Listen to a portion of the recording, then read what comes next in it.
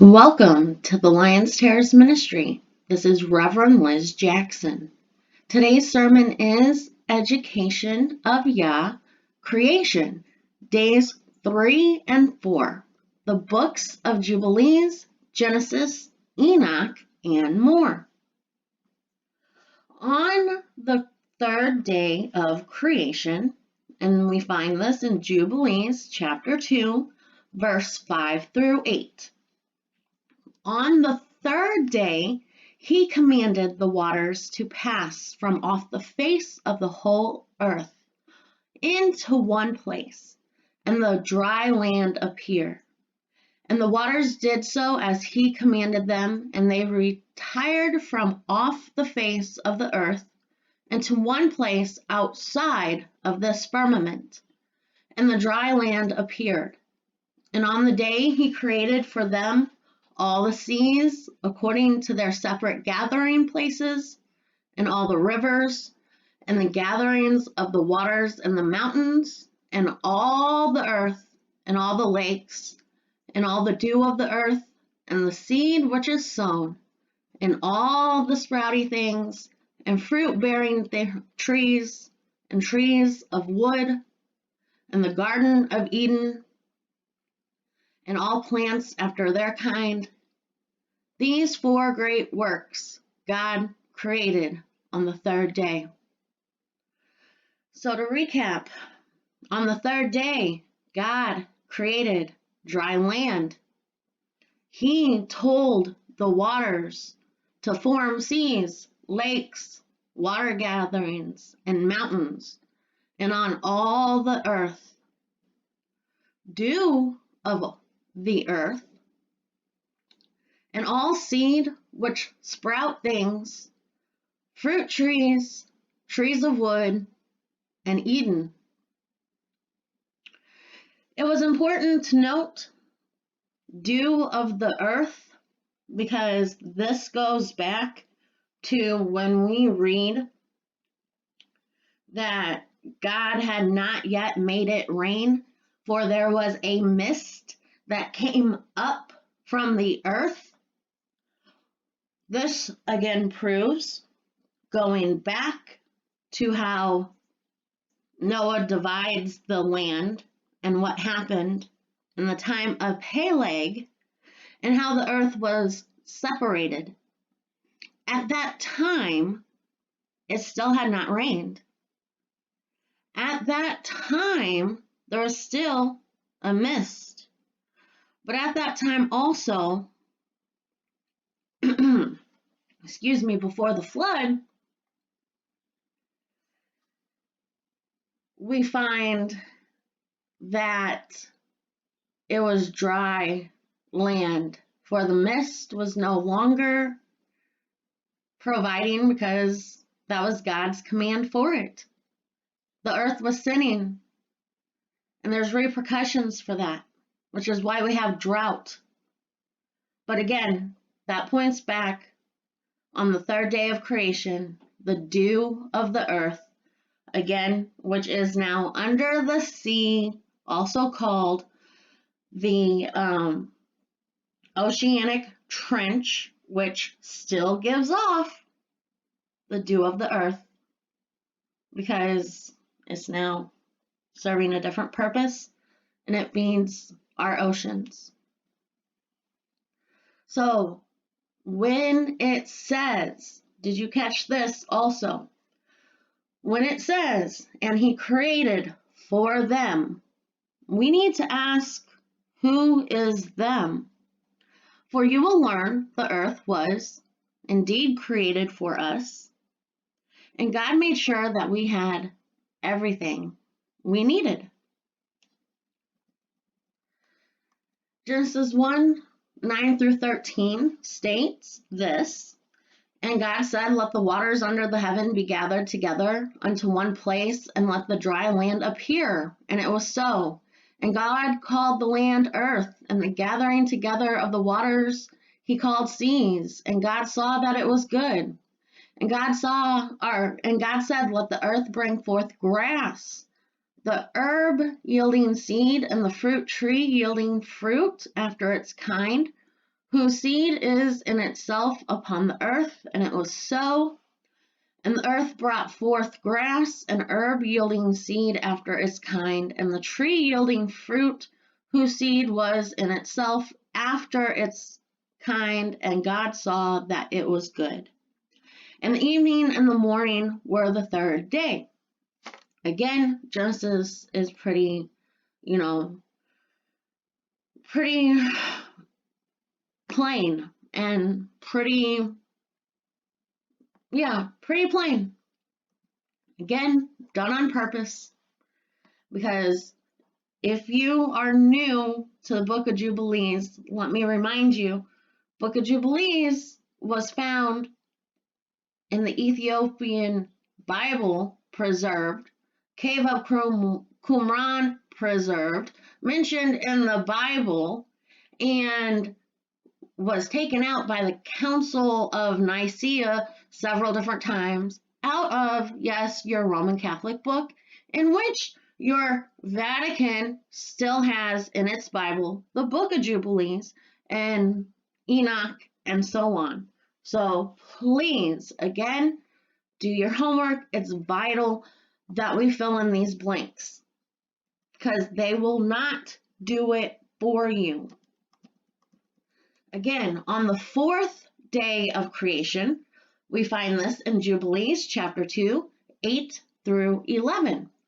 And on the fourth day, he created the sun and the moon and the stars, and set them in the firmament of the heaven to give light upon all the earth, and to rule over the day and the night, and divide the light from the darkness. And God appointed the sun to be a great sign on the earth for days, for Sabbaths, and for months, and for feasts, and for years, and for Sabbaths of years, and for Jubilees, and for all seasons of the years.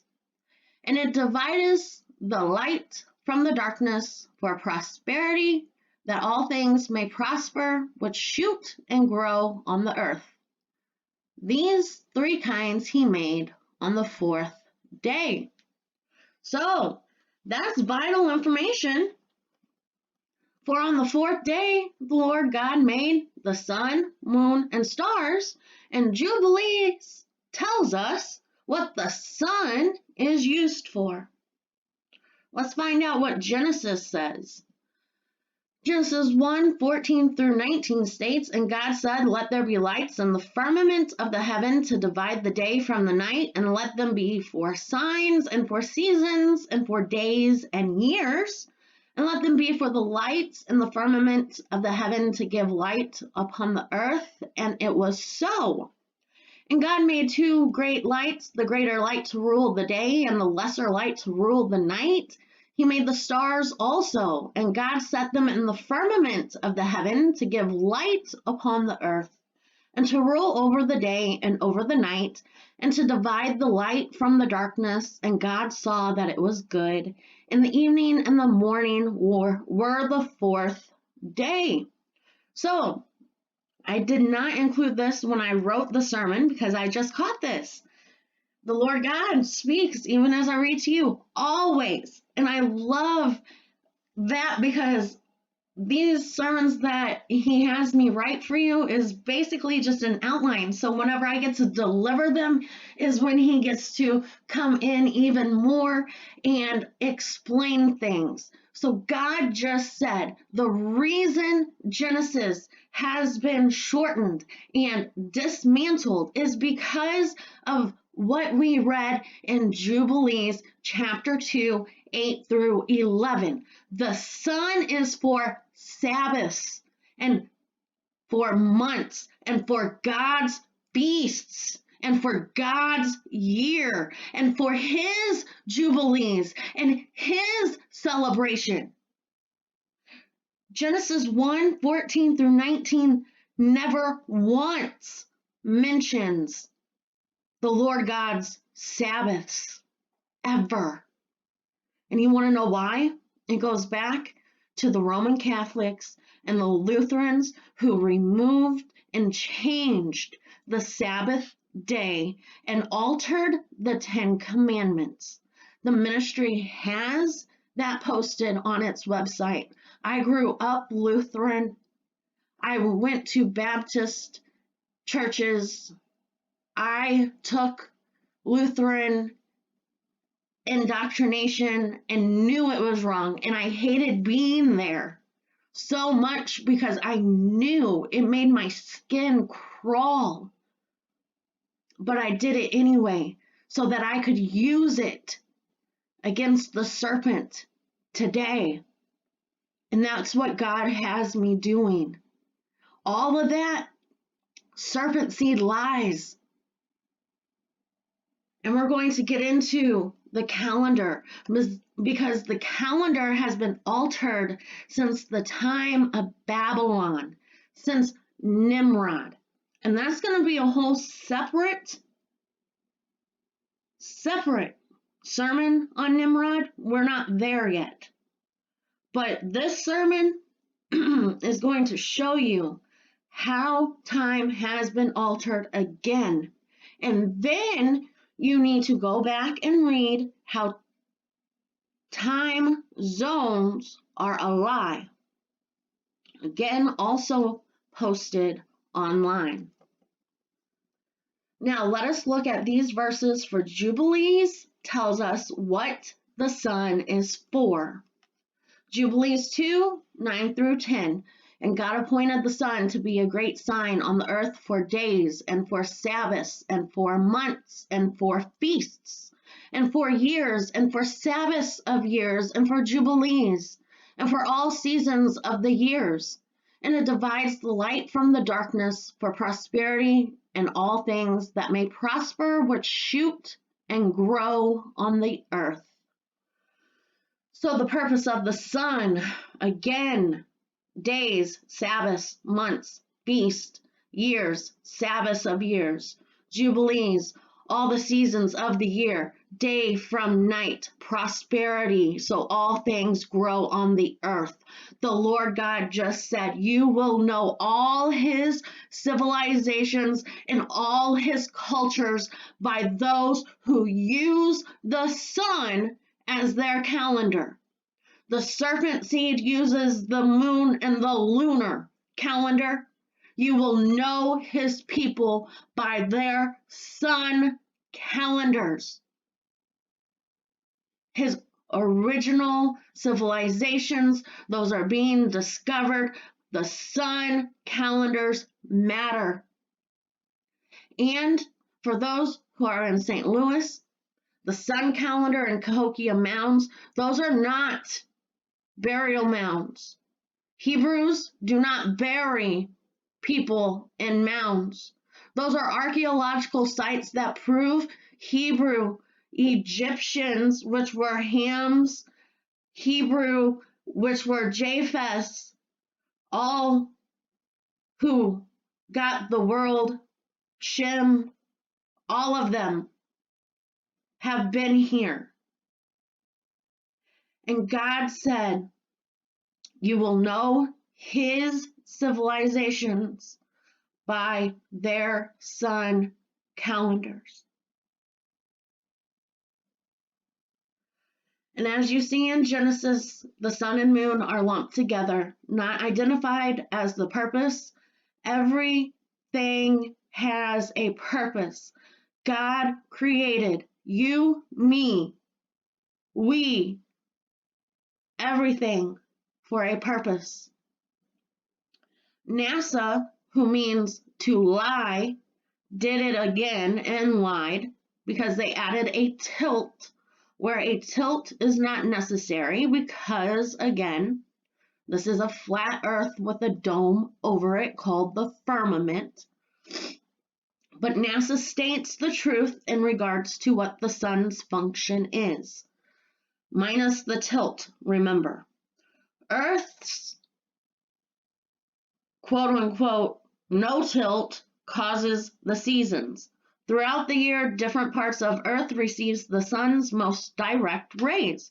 So when the North Pole is towards the sun, it's summer in the northern hemisphere. And when the southern pole tilts towards the sun, it's winter in the northern hemisphere. We will do a flat earth, how does this work, and explain it all in a sermon to come, because I just heard God say that's important, because we need to detail that out more so people actually understand. But you can find that referenced in Noah Divides the Earth Part 1, where we do talk about the flat earth and how the United Nations uses the flat earth model. Okay, so, excuse me, National Geographic states the same thing, a little bit better. National Geographic states it is the sun's relationship to the sun and the amount of light that is responsible for the seasons and biodiversity.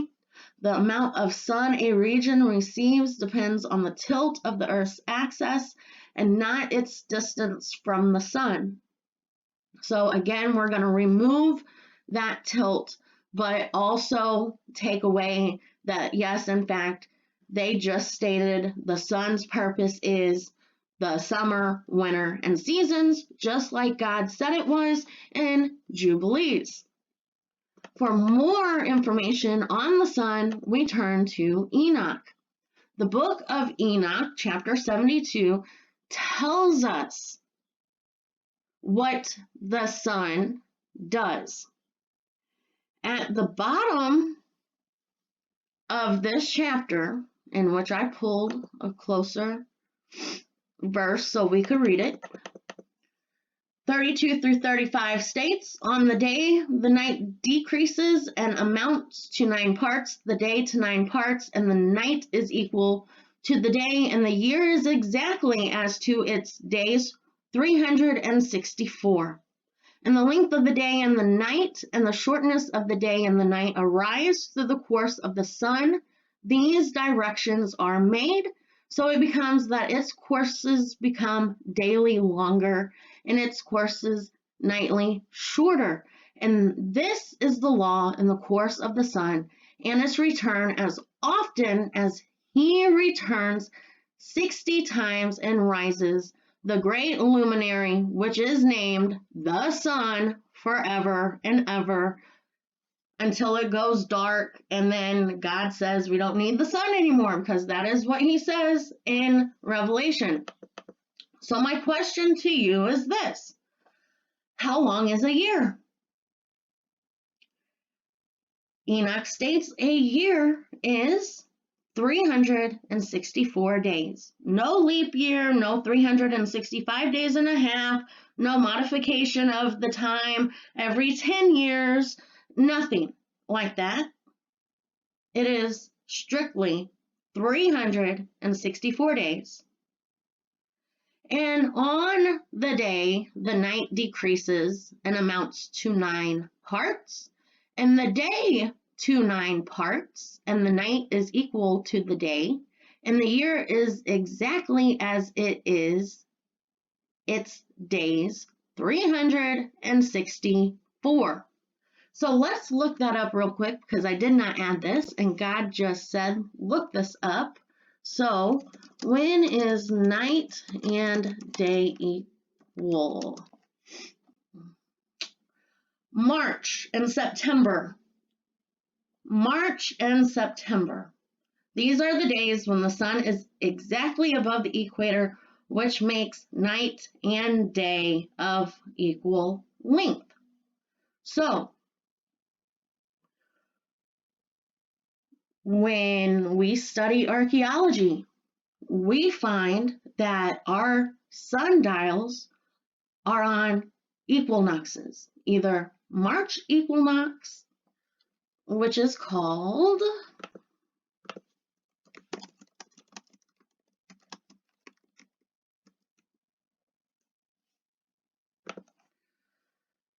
the vernal equinox in the northern hemisphere, marking the start of spring, which is actually the new year, which is what the book of Enoch just stated. He said, when night and day are the same, which is the vernal equinox, which is March 21st. That is the start of spring and the actual new year. And that is the Hebrew start of the actual calendar. That is when we should be starting to keep time and starting to celebrate God and His fruitfulness, because spring is when things multiply, not in December when things are still dead and dormant. Now, let's look at September equinox. What is September equinox called?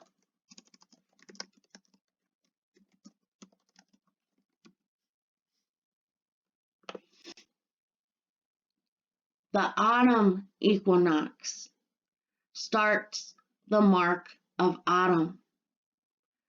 But again, let's see what's special about the summer equinox. The summer equinox is known as the vernal or spring equinox in the southern hemisphere and is the first day of the new year there. But we know that this isn't around Earth.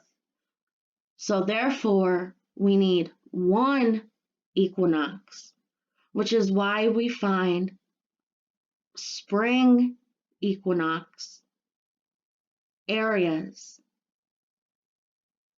in the world. And I'm just floored right now because we just learned this together.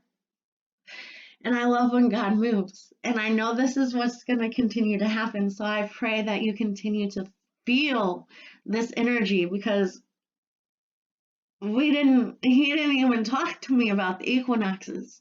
And so I'll have to add that into the sermon too.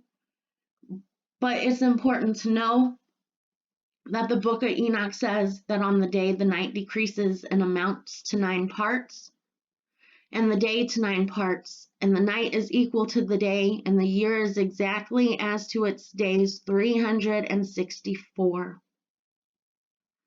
That is the March vernal equinox. And again, there is no northern, southern hemispheres. For real. But I hear him say we got to cover again how all this correlates. But right now, I can't go into another sermon because I'll go into another study while I'm still talking to you. And he says I can't do that. So we have to jump back to the sermon and go. So a year is marked by the March equinox, and it is 364 days. The purpose of the moon is also found in Enoch chapter 73, and it states, and after this law, because he saw the law of the sun, he learned everything about the sun. The sun moves in houses. That's why we have the zodiac sign. Those are called houses. There's 12 houses, and there's phases of the sun houses. And I'm not going into that sermon either, but no, that's why. Because all of these lunar and solar luminaries have houses, and there's 12 of them. So let's put it all together and understand that what we're told is pagan, or what we're told is Hindu, or what we're told is something we're not supposed to follow, actually something that God said to do, but has either been altered or the name has changed to hide its true identity and origin. So then it's all separate information, and therefore we have all been separated. And so when we come together and start understanding that yes, we are one, and yes, we have the same customs and traditions, it's just, called something different, then maybe we'll all start to act right. That's my hope. So I'm I'm just excited. I don't know. So again, chapter 73 talks about the moon, and chapter 74 talks about the moon and the laws and everything regarding her as well, and still states that there are 364 days in a year. Let us go to the purpose of the stars, because I could talk about correlating all kinds of things all day, and podcast is only an hour, so let me focus. I'm sorry, just super wired. So chapter 75 of Enoch tells us, and the leaders of the heads of the thousands who are placed over the whole creation and over all the stars have also to do with the 4 inner clay days. That talks about how people are going to try to reckon these 4 days that the stars have switched places with the moon. But if you read chapter 74 and 75, the stars go with the sun. The stars move with the sun. And these luminaries are actually angels, created beings, and chariots doing their ordained purpose. Because again, everything has an ordained purpose. Enoch 75:3, for the signs and the times and the years and the days, the angel Uriel showed me, whom the Lord of glory has set forth forever over all the luminaries of the heaven, in the heavens and in the world, that they should rule on the face of the heaven and be seen on the earth, and be leaders for the days and the night, the sun, moon, and stars, and all the ministering creatures which makes their revolution in all the chariots of the heavens. So, ministering creatures would also mean angels, because you can't have sun, moon, and stars apparently in this day and age, in a chariot or making revolutions ministering to people. So again, that is alluding back to angels. And what we see in the sky and think is an ET is actually an angel. We can also see the demons, if you know that everything is a mirror image of things. So as above, so below. The technology that we do have and get come from both sources. And when you read Enoch and then the Bibles, you'll understand that stars are listed not as balls of gas, but as principalities, magistrates, rulers. Not always bad rulers and not always good rulers. We focus a lot on the principalities, magistrates, and rulers in high places, also found in Ephesians 6:12, because that's what helped put God into perspective for myself, and that is what helped build the foundation of the ministry upon which, we are trying to eradicate evil in our hearts and minds. And therefore, we have to understand that evil is, spiritual. And there are spirits designed, the Nephilim spirits, the spirits of adversary, the spirits of unclean spirits, all kinds of unclean spirits. We have to understand that those two are principles, magistrates, and that's why we focus a lot on that. But we also need to focus and try to balance. So here we are going to learn that space is a mixture of both. Space is the heavenly bodies sent to minister and protect and guide us, just like the fallen angels were supposed to do, except that they chose to lust and corrupt God's plan, because that was their mutual imprecation that they took on Mount Hermon, was to set and destroy God's plan, because they did not want to follow their first estate anymore. They had free will. So In the sermon Reality, Enoch tells us what space is. Part 3, we learn what planets really are. Planets, according to Jude 1:13 through 15, are raging waves of the sea foaming out of their own shame, wandering stars to whom is reserved the blackness of darkness forever. And Enoch, also the seventh from Adam, prophesied of these things, saying, Behold, the Lord comes with 10,000 of his saints, to execute judgment upon all, and to conceive all that are ungodly among them of all their ungodly deeds which they have ungodly committed, and of all their hard speeches which ungodly sinners have spoken against him. So the main thing that we're going to take away from Jude 1:13 through 15 is the word wandering stars.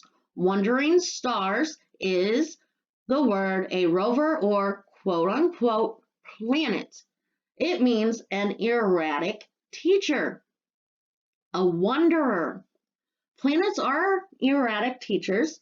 The planets held in the abyss we know as space are the fallen angels who taught man to sin. And for more information on that, please see the sermon on NASA and Enoch. And yes, I have not fully completed the correlation between planets and the names just yet, because we got onto creation, Abraham, Adam, and the beginning. So I promise you I will get to the rest of that as well. But read Enoch and learn, and then read the sermon on NASA and understand. And we're going to review a little bit more on that here in just a second. So Psalm 147 verse 4, he tells the number of the stars, he calls them all by their names. He told me to break that verse down. So he tells is H4487, and it means to allot or constitute officially, also to enumerate or enroll, appoint, or to tell. The word star is Hebrew word H3556, and it means a prince. And I'm not going to post any more definition with the star because it says probably from the same word as H3522, which when you look up H3522 on your own, it does not correlate or make sense as to why it would even say probably from the same as H3522 when they have nothing in common whatsoever, and it does not explain any more in detail what a star is. Neither. So back to Psalm, he calleth is H7121, and he proclaims, he calls. He can call for help. He can summon, invite, appoint, again, to call by name, to choose. So how is he going to choose a big ball of gas? You can't commission a planet to do anything. And did you know Saturn, the rings, hum and play music? So think about that for a minute. The definition in Hebrew means to accost a person met. And God said, what does accost mean? And he told me to look up the etymology for accost, and it means to go alongside of, sail along the coast of, beside another, draw near, support. And it also means rib or side. So Abba Yah draws the stars to him, and he sails alongside them in the ether known as the firmament, which we covered in part 1 of creation, day 1 and 2. We learned what ether is.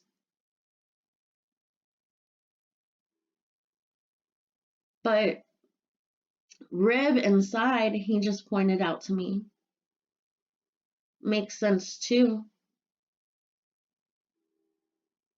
Because when you meet a person and God says he's love and he's beside you, he becomes your rib and your support as well. And that's why it's important for us to find that person to walk alongside with us and to sail with us. He calls them by their name, H8034. So whose name is he calling? He's calling the stars. Who are the stars? The stars are the princes. Who are the princes? The angels ordained from day 1 creation.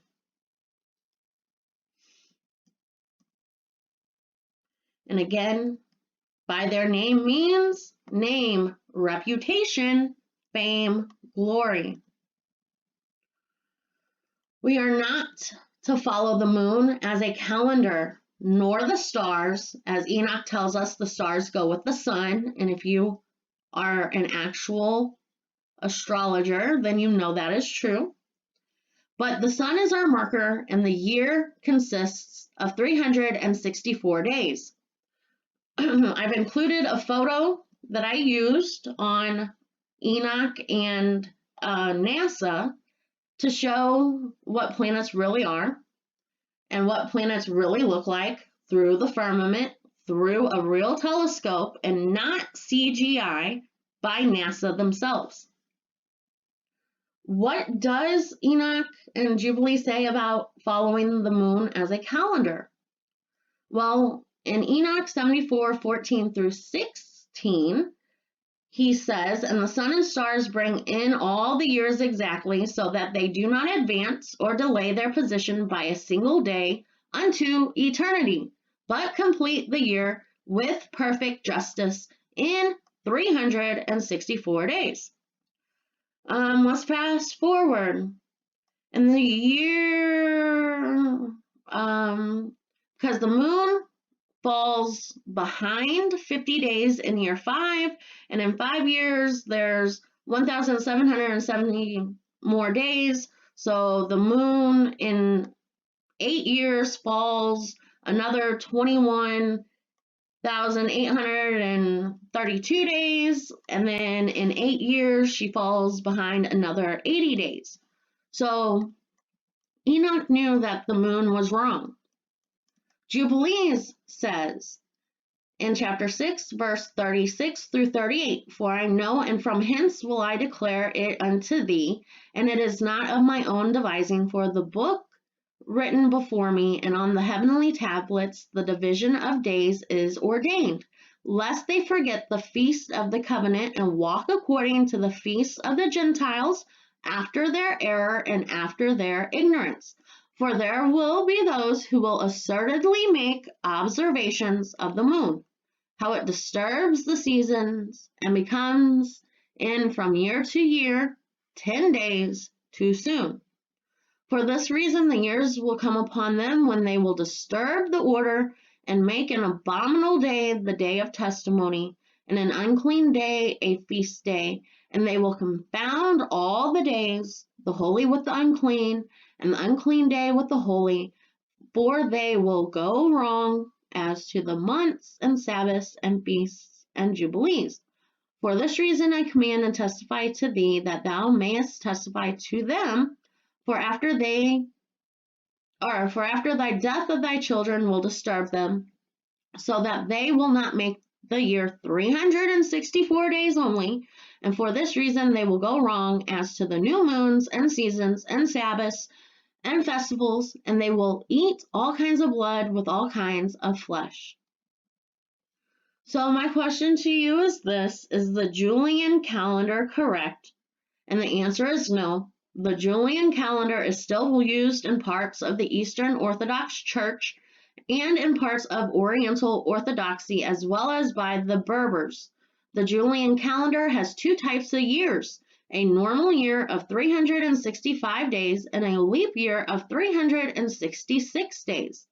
The Julian calendar's predecessor, the Roman calendar, was a very complicated lunar calendar based on the moon phases.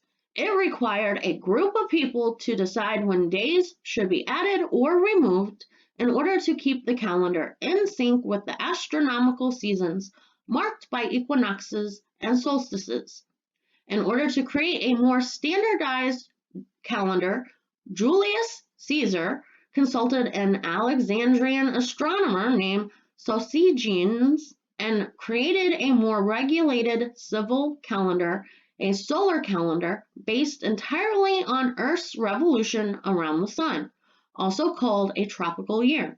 It takes our planet on average approximately 365 days, 5 hours, 48 minutes, and 45 seconds, or 365.242189 days to complete one full orbit around the sun. Here, we actually learned Julius Caesar consulted the wrong person.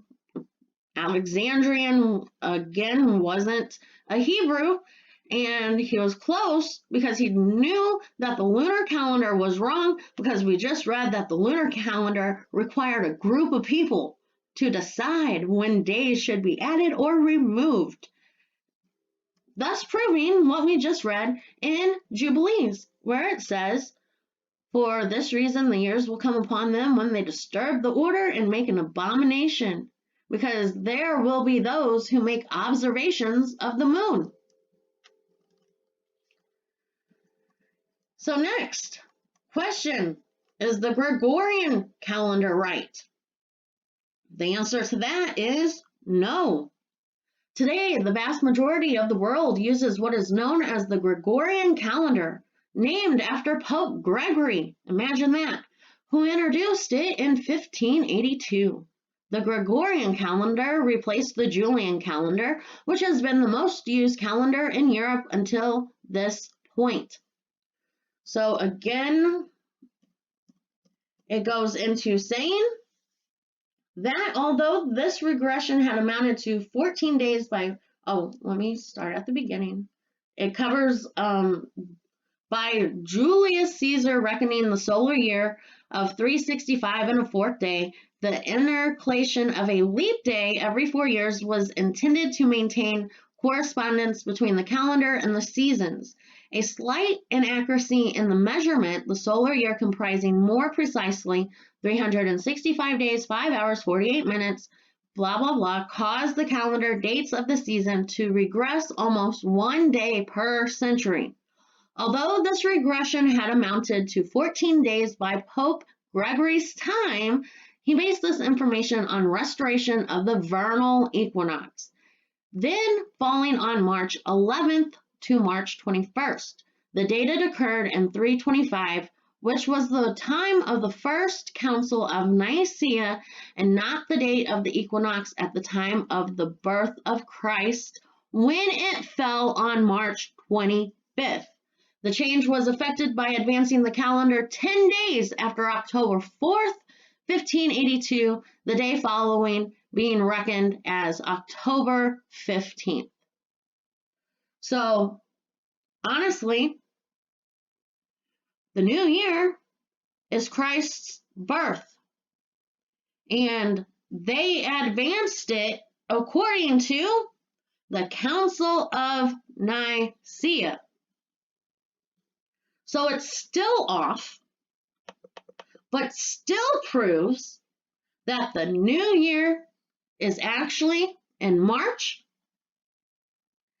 And if they would just leave it alone and quit messing with it and actually put it on the date of Yahushua's birth, time would be restored. But they're not going to do that. You know why? Because then they would have to accept that God exists.